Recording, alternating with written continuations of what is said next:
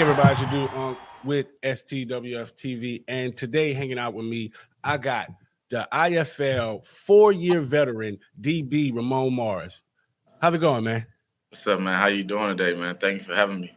Oh, no problem. Appreciate you for coming on. And I'm telling you, just like a fat lady trying to get in stock, I think I messed your name up, didn't I? You know what I'm saying?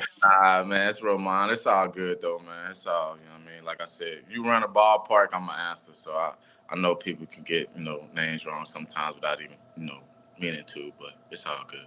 Yeah, as long as you know, like the old folks say, fault my heart, not my head, or however that go. But all the Yeah. teaching I used to get kids' name wrong. I tell them it wouldn't be until the middle of the season, middle of the school year that I'll be getting their name right. So don't take offense. That's how I'm saying. Well, I teach fourth grade. I teach fourth grade before I came up here. So, man, I already know how it was trying to get all my kids' names down, man. I told them just bear with me for the time being. The struggle be real. They be like, Mr. Parker name, and I'm like, well, hey, you sit down. You're making too much noise now. Yeah, definitely. But wow. Double salute to you on that. And I'm pretty sure, a lot of the fans, a lot of the people don't even know that about you, So, man, that speaks volume about your character because, I only seen you, on the field. You're very kind of ferocious. You got, your ball hawk got 19 tackles last season, so. Yeah, when I came back from my injury, because I tore my ACL, so when I came back from my injury, I only played 5 games, the last 5 games. So I really just get my feet wet from my injury that I had from my ACL, MCL injury. So I ain't get my hands on no picks before, but I definitely was in the field as far as tackling and being physical. So it was good just to be back here after the injury that I had the season before. Yeah. That's wow. That's just to be able to come back from that and just to have the opportunity and the ability to play ball again. Yeah. That's a miracle in itself. So, definitely, we want that big adversity. Definitely. So, I think somewhere I think that, you're from Kentucky. Yeah, I'm from Louisville, Kentucky. All right, so I gotta ask this now, because before I moved to Texas, I thought everybody rode horses. So I got 2 questions before we get this interview started. First one, is Kentucky Fried Chicken better out there than anywhere else? No, it's honestly the same. I don't even really eat it like no more because I grew up eating it all the time. So now I don't really eat it. Like people, when I say I'm from Kentucky, I meet somebody from out of town. Oh, y'all know for KFC, Kentucky Fried Chicken. Like I like it. I'm like, oh, really? You like it? Like it's cool. People ain't used to eating it. It might be cool, but in all reality, I done had it in different places, and this all tastes the same. It ain't well, look, disclaimer to Popeye. Love that chicken from Popeye. I'm from New Orleans, and it tastes different. It ain't the same. So, man, I can only imagine. I'm a Popeyes man. I'll take Popeyes over KFC any day. So, okay, so I don't know what. I'm Louisiana. Nice. So, second question: is the grass blue? Is the what? Grass blue, because I think they call that the bluegrass state or something like that. Bluegrass state. Nah, the grass ain't blue, man. It's just a saying that they call it the bluegrass state. I'm from the city part of Kentucky, so whatever goes on past where I'm from, I don't really keep up with like that. A lot of people where I'm from don't even claim the other side of Kentucky. Love Kentucky. Of course, I'm from there, but there's different things that going on in different parts of the city, but the state. But yeah, it's a bluegrass state. The grass is not blue; it's green. All right, look. So everyone, get that out your head. He set the record straight. The grass is not blue out there in Kentucky. And the chicken is not great. So, oh man. So how do y'all make it out there? Like, dang, it's a struggle. So tell us something about, Kentucky that we don't know. Man, I'm sure y'all know everything. Like Kentucky, it's a good, diverse city, especially where I'm from, Louisville, Kentucky. It's a great time, especially around Derby time, where we're known for Kentucky Derby. So it's a real good time around there. A lot of festivities around the beginning of May and stuff like that. But Kentucky's the upcoming state. It's a lot of things that still need to grow as far as these different states like Texas and Louisiana, states like that that's already above a lot of things. But Kentucky's on the upcoming. I love Kentucky. I love my city. I love where I'm from. but I don't want to, spend the rest of my life there, Good So, point. but Kentucky, it's a great city. It's where I'm from. It's where I was born. So I got all the love and respect, from some great people that came out the city too. So Nice. I it's mean, good. it's crazy. Those hats are fire. So, we definitely going, I seen, your TikTok, you got some drip. So we're gonna have to Right. check it out and see what the that derby look like. So we're gonna get Yeah. right into it. You being a 4-year vet, having a big season in 2023, coming from the Quad City Steamroller. What do you like most about the IFL? Because a lot of people really, still trying to get an understanding what is the IFL, so tell us something like what do you like most about the IFL?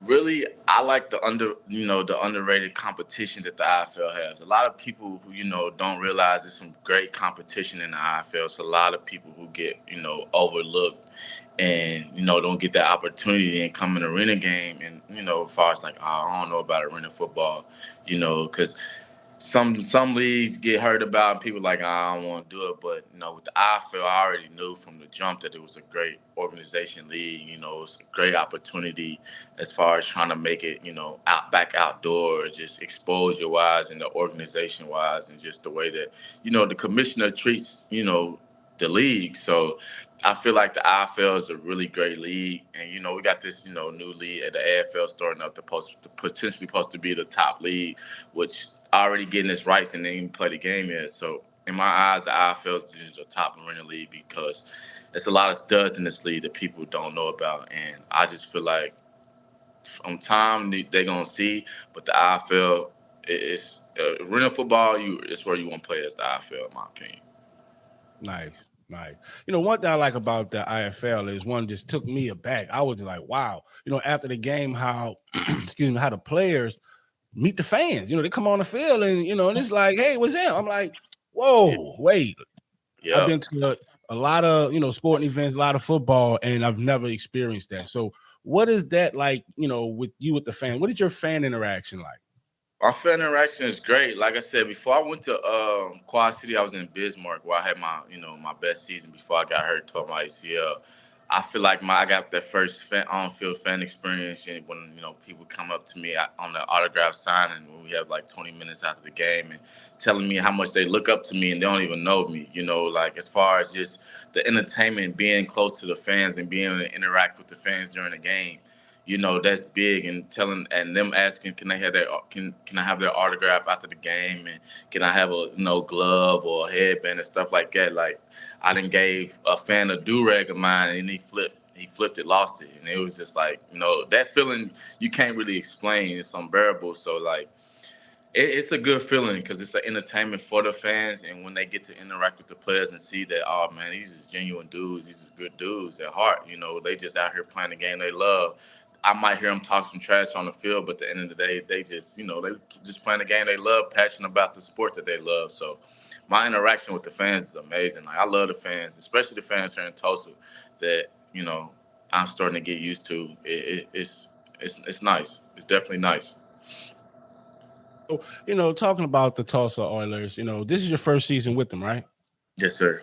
So, how do you think that you made your biggest impact or going to make your biggest impact You say, how do I for the feel? team, for the defense? You say, how do I feel? How do you feel like what would be your biggest impact? Because the Tulsa Oilers have a really stout defense, and you having a really ball hawking background. What do you think will be your biggest impact? Man, just really just making plays and making the plays that I've made in my life, my whole life, and bringing it to this organization. Them game changing moments, them interception moments, and putting the offense in a position to win a game. If we down and we get a stop, and I get a pick or whatever, just the winning mentality, because this place has a winning mentality. Last year being its first year, I know all that first year is always tough as far as trying to win. Compete with the other teams that's been in this league. They already had their guys going into it, so like we got a glimpse of what our defense is against Frisco a couple weeks ago, and we was not respected. We still kind of not respected, but that's cool. In my eyes, I like being an underdog, I like underdog stories. So I feel like my ability to just being a ball hawk and just being a vet on the field and knowing where to be and getting these guys, especially the rookies in their first year. I just feel like my presence is just felt just being out there because I've been in this game, I know this game, and my ability, like my play, speaks for itself. So I just feel like my biggest impact to the Tulsa nation is just going to be making plays and showing them that we're not taking nothing this year. Man, facts. Like, I got a glimpse of y'all defense, and I was, I was a little, I can't say I was impressed. Nah, yeah. I mean, dang, hey, Frisco Fires, y'all know I'm all Nah, fans, yeah, for but sure, for sure. All respect to Frisco, man. It's all love at the end of the day. They know. So yeah, see, you expect the defense. You see, just like you can't not, respect the team that like okay, they not the same. They different. It's not last year's Tulsa Oilers. This is a completely different team, and they really hungry. They don't want to go on that 2 and 15 year. It's a long year, and they always harp on it. The guys that return from last year's team, like they don't want to do that again, and I don't blame them because that's a long season, and I don't want to be a part of that. I want to be a part of a winning culture, and I know that's what's going to happen here. And with our fan base that we have here, it's sky's the limit. So I'm excited to see what happens.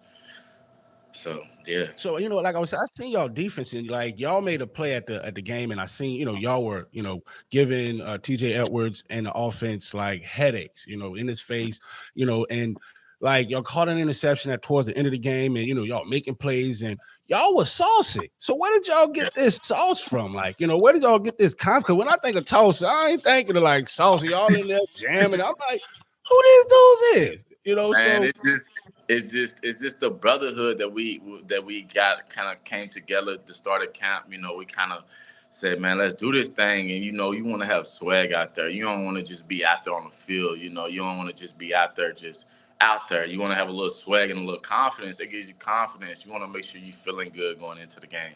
It's a whole lot of small tactics that go in playing a part of getting prepared for a game, especially playing against a guy like TJ. So you got to be on your P's and Q's when you're playing TJ, man. And that's just what we had to do. That's what we harped on because we know what type of player he is. We know he's dominant. We know he's, former MVP of this league. So we knew what we was going against. We knew we had to, hit him as many times as we can. Make sure, we try to talk a little trash to him, even though it wasn't nothing personal.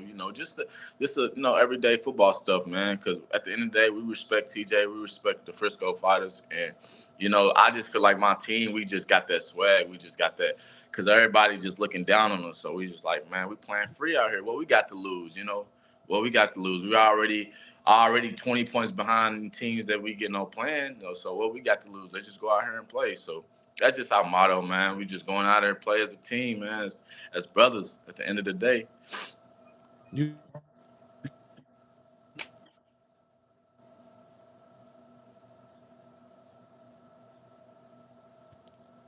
So Which yeah, y'all which made which the defense made a play at the end where it was an interception that was called back due to a formation, and the guy intercepted the ball. He was running to the end zone. He was like, "Go home." It's like, whoo, So y'all had the game in the bag at that point. So how did y'all feel as a defense to hear that play? To find out that this game-winning play was called back. Actually, that was a fumble recovery. So we stripped TJ, and I'm the one who recovered and was the one running downfield. So I thought, I was about to score. I seen nothing but the end zone. I thought I was about to score, and I got tripped up from behind, and he caught my foot. But in that moment, I'm like, we did it. Like we got this game because the time that we had and where I took the ball, I'm like, I knew the offense was gonna score and was gonna go up 2 touchdowns with them being in like under like 2 minutes, and that's big. But when we got that call back, it was a tough one, especially in that moment, calling that play just really like it was like a heartbreaker. It's like a dagger, like a knife stabbing in your back, pretty much. And it's just like, all right, we still gotta play. We still gotta play. We still gotta play. We still gotta finish this game. So like, it was a tough moment because it was me who recovered from it. And I'm like, it got called back, so it's like it's a stat taken away from me and a play taken away from me. You know, but at the end of the day, it's just how this arena game goes. small stuff like that, being lined up 4 yards. 4 yards, you need to be at 6. You lined up at 4.5. Like, it's just small things like that in this arena game that people don't understand, and the rules and stuff that we try to let the fans understand. It's just not going out and play football. You got to do small things because this game is smaller and everything. So it was a tough moment.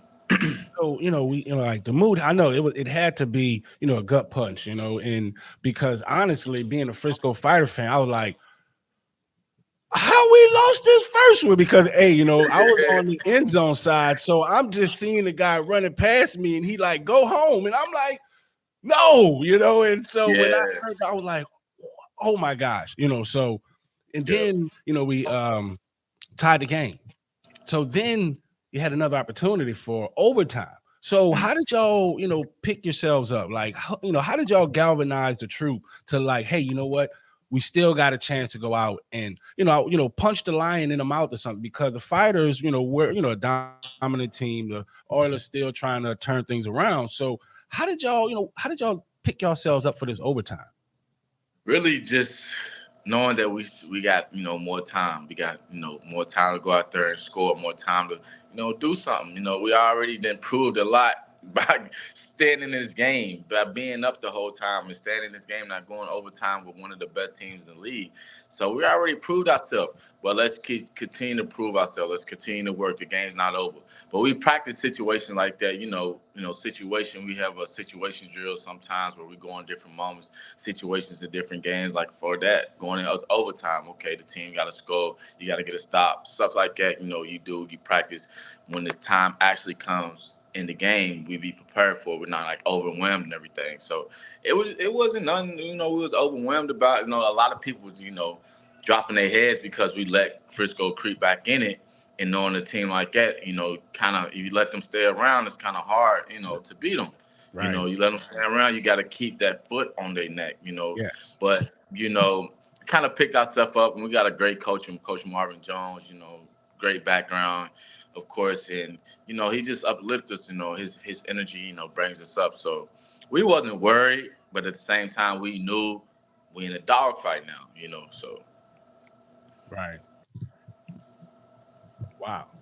All right, so it's the first season there, and it's like you're walking into a heated rivalry because Tulsa Oilers get under the Frisco Fighters' skin. Like TJ, Elwas, hey, it's vocal about the rivalry. We play yeah, y'all twice a year. So you got another chance to maybe come back at it. So yes, what do sir. you what have you heard about this rivalry? Like, do you think it's a robbery? Now you got your first taste of it. You almost won. You was part of like the game winning play that was called back. I know.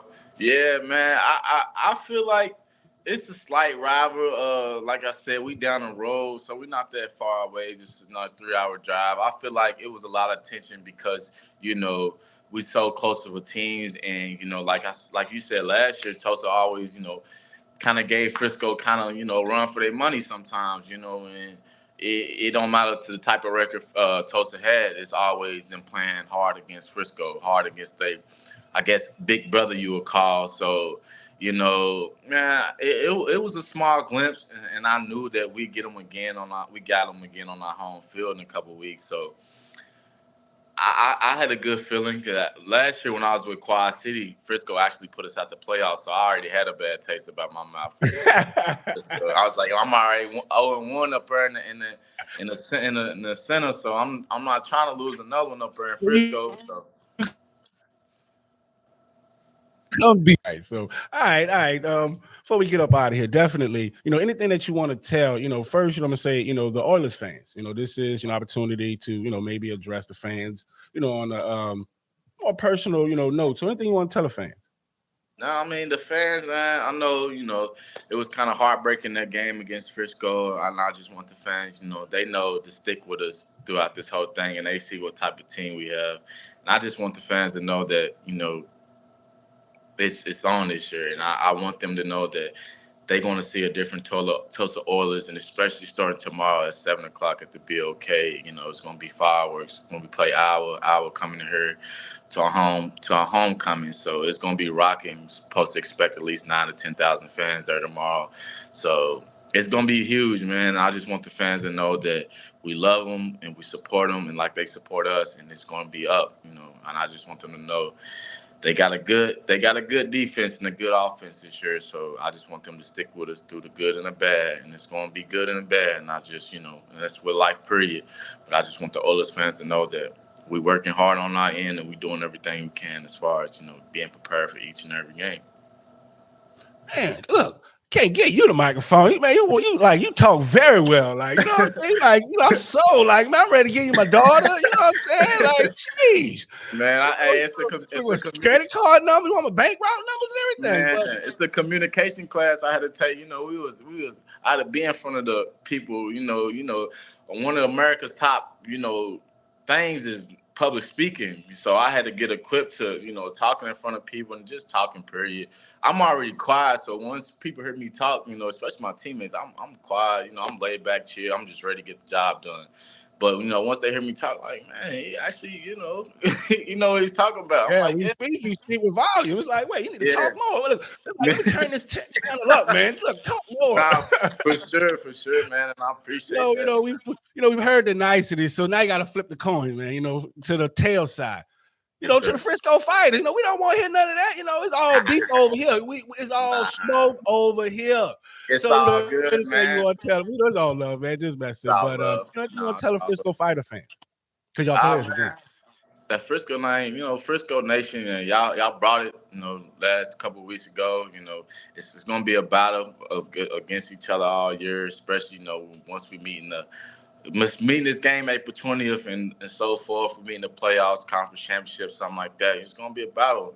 I respect, Frisco Fighters fans. I ain't really had no issues. It was one annoying fan, but hey, it's all good at the end of the day. It's all love. I don't keep no personal business, man. It's all love. It's trash talking at the end of the day. It's all love because this is a game. It's God's game, man. He put us on this field and earth to do, to play this great game, man. It's all love. It's why I said, like, Frisco, we here just like y'all are, and I just want y'all to know we here with y'all. We gonna be here with y'all. Y'all gonna see our names. So you trying to say we can't pick on y'all no more? That's what you saying? We can't pick on y'all? It's like y'all fight back on them? Man, y'all can pick on us. Y'all can do whatever y'all want. Just though we gonna fight back. We ain't going out without a fight.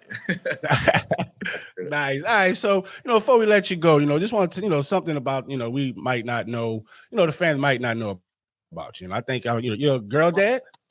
Yeah, I'm a girl dad. I have a 3-year-old. Her name's Mila. Beautiful, beautiful little girl. She's so smart and amazing.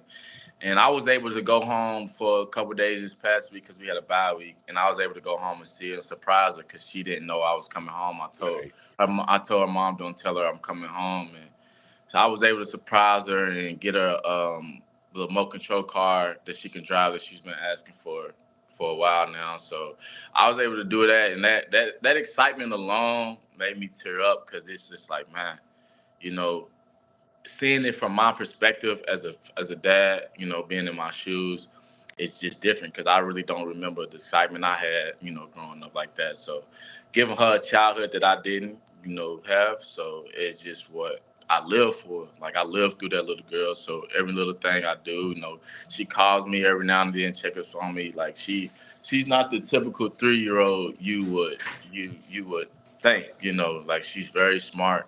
And she says some words that I wouldn't even know. I'm like, where you learn to?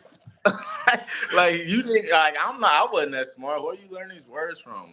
Like a big word that. Wow. So it's a blessing to be a girl dad, especially growing up idolizing Kobe, his daughters, So it was a big thing when I found out that I was going to be a father of a baby girl. Yeah, I got my daughter. She's 22, graduated from Arizona State University. I got a 2-year-old. We're about to be 2. So, man, you know what I'm saying? So, hopefully she turns out to be 3 like yours. But these 2s, they ain't looking too good right now. Nah, they say they terrible twos, man. So, but I think mine's is terrible threes right now. She's on. So, So, but like, what is it your pregame? Are what's your pregame snack? Something that the fans might not know. Like I said, we know you got the drip. We see you, girl, dad. Tell them, some the fans might not know. man, it's my pregame snack. I would say I love Skittles, the purple bag. I'm a sweet tooth guy. If I have anything, like if I have any entree or any food, I'm gonna crave something sweet. So like we have pregame meal and stuff like that before, and I get that sweet tooth. So I gotta make sure I got my Skittles on deck. Something to give me a little energy. Even though you might, it's not. They say it's not good for you, but I gotta have some candy. It's my pregame snack and some meditation music. Just sitting there, just living in the moment, and visualizing plays that I'm going to make on the field, trying to make it come true. When I get the opportunity, being prepared. That's the biggest thing. I prepare myself day in and day out. To do this game and to film study and all that. It's all of that that goes into that. What I prepare pregame. So I feel like my pregame ritual is strong and it's really praying to the utmost is God. So yeah. Nice. I like that purple Skittles. I'm liking all of this. So, we get ready to give you shout outs and things. But I want to ask you this now. You mentioned something about your playlist, right? So grab your playlist right now. So what's the top 3 songs you got on your playlist? If we would look at your playlist, what are the top 3 songs right now you just listened to? Most recent. Top 3, I would say I got Ride Wave. It's dude called Chicken Pete, and it's dude from my hometown named ESTG. He's probably the top of my playlist. We grew up together. He's actually a good football player too. So um, I think that's my top of my playlist right now. It's kind of in rotation.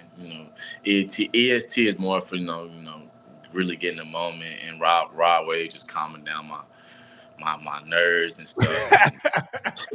You be turned. That's so now I see why you Yeah, be ball hogging like that, man. You got Skittles, you got ESG. Like, hey, man, I like that. That's what makes. Wait, hold up. Romon Morris. Did I get it right? yeah, I get it right? yeah. You got it right. Okay. Yeah. All right. So, any shout outs? Let us know about any upcoming projects. That you're working on. Any shout outs we got for you have for we let you go. Not really. I ain't really got no upcoming projects, man. I'm just really just honestly just been preparing myself for this Iowa game tomorrow.